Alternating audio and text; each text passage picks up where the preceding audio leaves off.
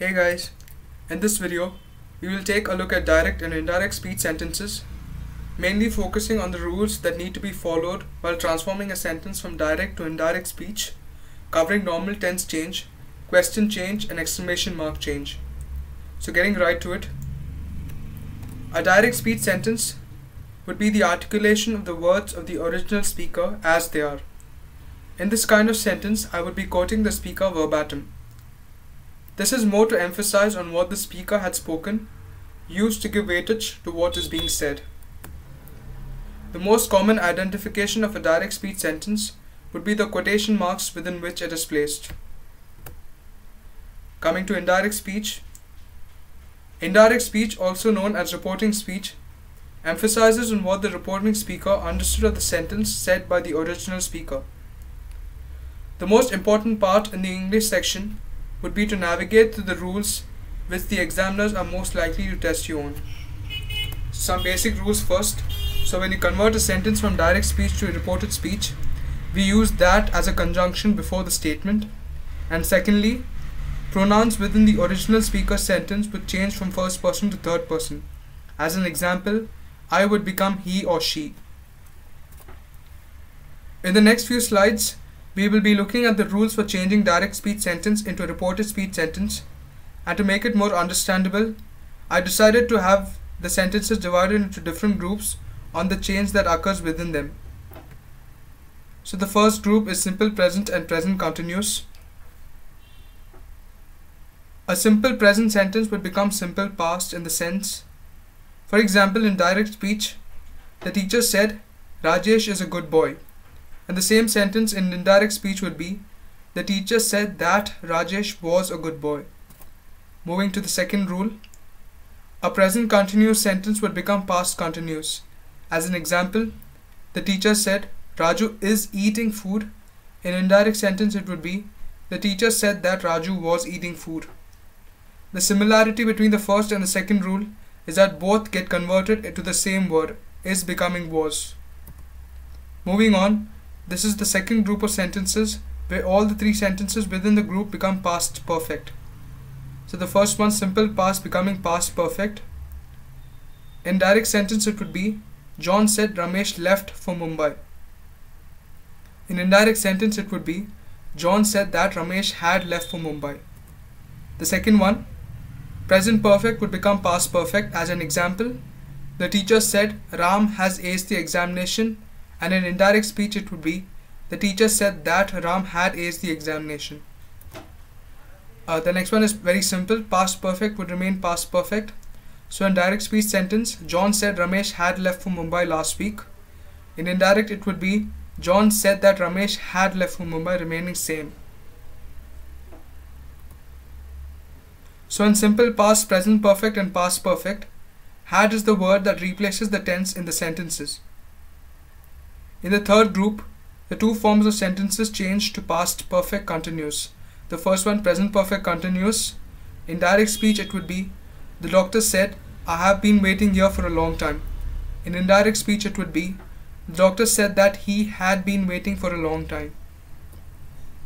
The next one, past continuous changing to present past perfect continuous.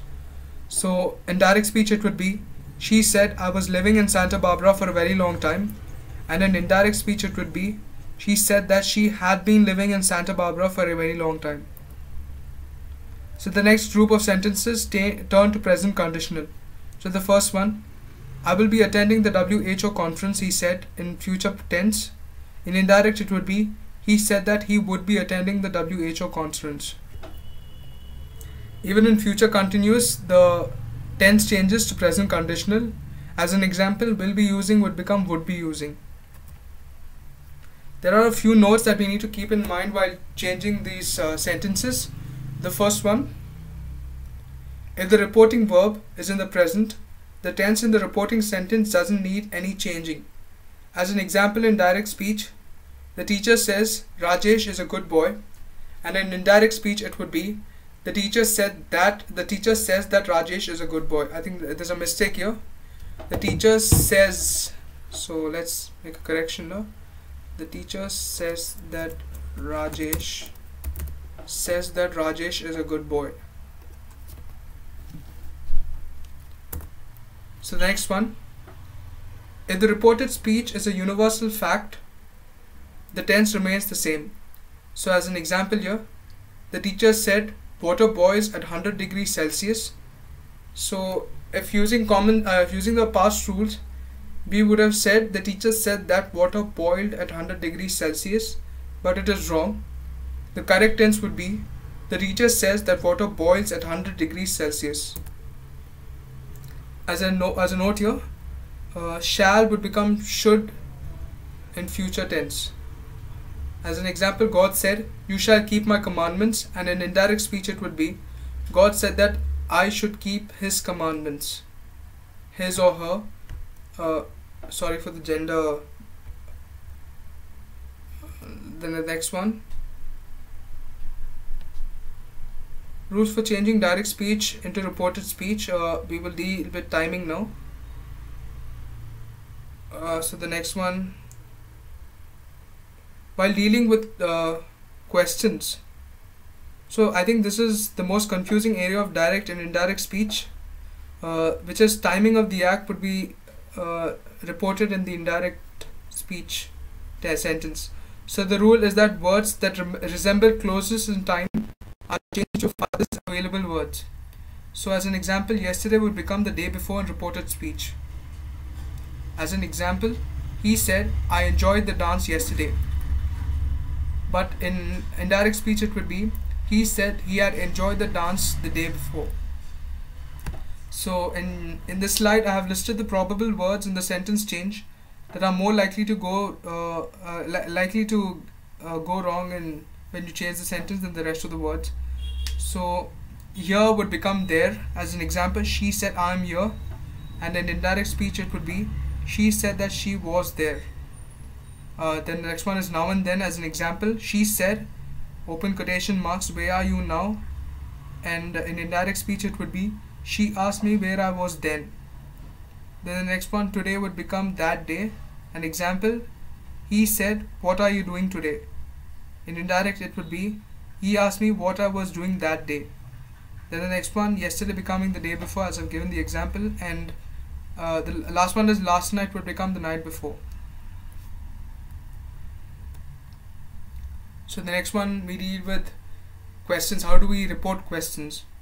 So while changing the sentence, instead of using that as we have done in past few sentences, we use asked or inquired. So as an example here, my father said, what are you doing? My father, in indirect it would be, my father asked me what I was doing. So an important note here, most of us make a mistake, and instead of writing what I was doing, we write what was I doing, which is wrong and should be taken care of.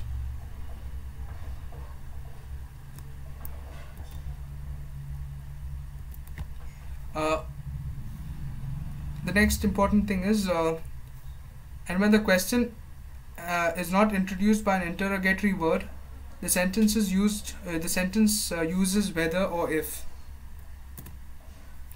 The next one is commands and requests. Here the sentence is introduced by a word expressing the command or request. For example, she said, please remain silent. In indirect speech it would be, she requested them to remain silent. Urged or begged, words replacing these kind of questions. And when you command, the sentence is introduced by some word expressing the command or the request. As an example, the judge said, let the witness be brought before the court. And in indirect speech it would be, judge ordered for the witness to be brought before the court, or commanded, that is usually used. So the next one is exclamations. The sentence is introduced by some word expressing the exclamation or wish. As an example, she said, I secured the first rank. And in indirect it would be, she exclaimed that she had secured the first rank. That's all from indirect speech, friends. Thank you and take care.